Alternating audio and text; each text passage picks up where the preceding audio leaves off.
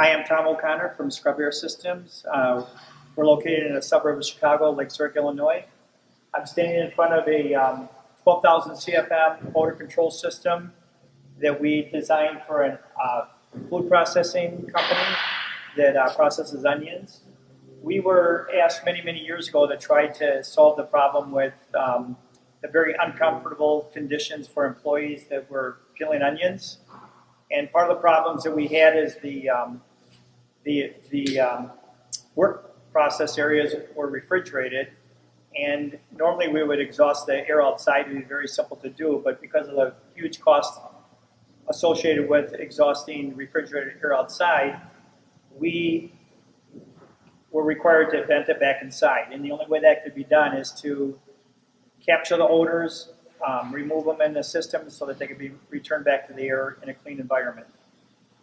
What we typically do is, whether it's a sorting table, a dicer, a Herschel, anything where they're cutting onions, we want to source capture that before the odors get into the process area. Otherwise, they're very, very difficult to capture. So we typically put a canopy hood over a sorting table, and we put curtains to help contain the fumes so that it takes less CFM to capture them. Also on sorting tables, we put a round pipe with slotted openings on the bottom to pull the odors in.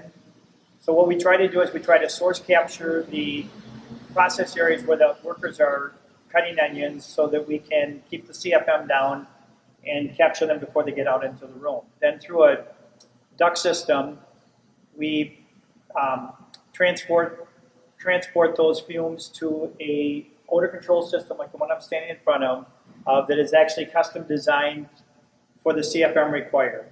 Every project we do is different just because there's more sorting tables or there's different processes where they have chlorine.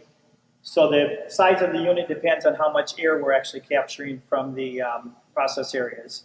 Once it has been transported from the work areas to a unit like this, our goal is to first sort out the peels and the particulate from the airstream so that when it gets to the carbon filters, that the carbons do not get plugged up. So in the first stage, the air enters the unit. We slow it down to 500 feet per minute. The first stage is what's called a composite mesh pad filter, which actually looks like something like this. It's a polypropylene mesh pad that captures mist particulate and onion peels, and it's very easy to clean it. It can actually be washed and put back in. As you can see up on top, there's a pressure gauge, and so that'll tell you when the filter gets dirty and needs to be pulled out and cleaned. What we recommend is to have a spare set so that you can pull one out, clean it at your leisure, and slide the new one in place. And as you can see, we have access doors, very easy to open, to get inside and to inspect the front of it. So even if you don't have a high pressure drop, sometimes the onion peels could be on the front of it and they don't create much of a pressure drop. You can swing this door open, look inside, and you can actually view if there's any buildup on the pad. Again, these are very easy to close. They've just got spin-off knobs on it. You can actually see inside of them because they're clear without even opening them. And again, to get to the composite mesh pad, you just spin these knobs off. You pull the cover off, the pad just slides out unopened. We have another sliding door here so that you can see the front end of the carbon systems to see if there's any buildup on them.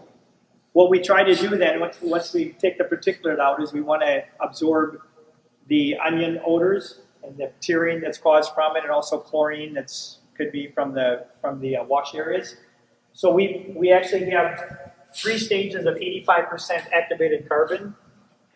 As that odor passes through there, it absorbs it to where there's actually nothing left. If they're clean, the air coming out the exit end, it's like almost 100%. These filters can typically operate for at least 6 months before the carbon gets spent and they have to be removed and new ones put in.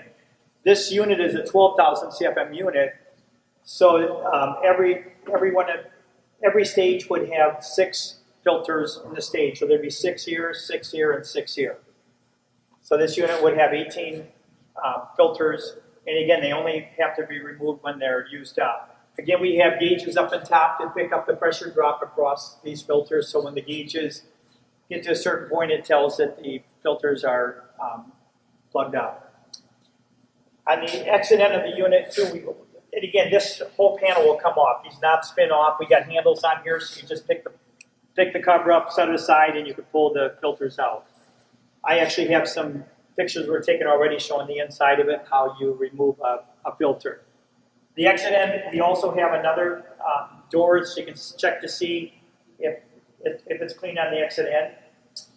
This one doesn't have a picture of it, but typically we have a fan on the back end. It's a fiberglass fan. The wheel's 100% fiberglass, so there'll be no corrosion on it. And then what we try to do is we try to take this clean air and return it to the process area and try to return it so there's no draft. So we have a piping system with registers and dampers so that we can balance the air and have it return again without drafts. This whole system can be balanced. We also have a VFD on the fan so that you can adjust the CFM depending on what is needed so energy is not wasted. Again, every system, a ScrubAir technician initially comes out and comes up with a design, meets with the operators to make sure that the equipment we're installing will not interfere with the workers or being able to access the onions that they have.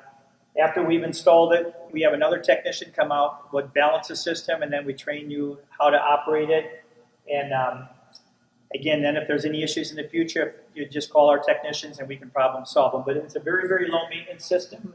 ScrubAir has installed these systems for approximately 15 to 20 years. We have at least 50 to 100 systems in operation. Our clients are very satisfied. Many of them, their biggest complaint was that their employees had to wear respirators before we put this in. They had very, very high employee turnover, and once the system was put in, their cost was reduced from having to retrain people, and they had employees that were working in a very comfortable environment.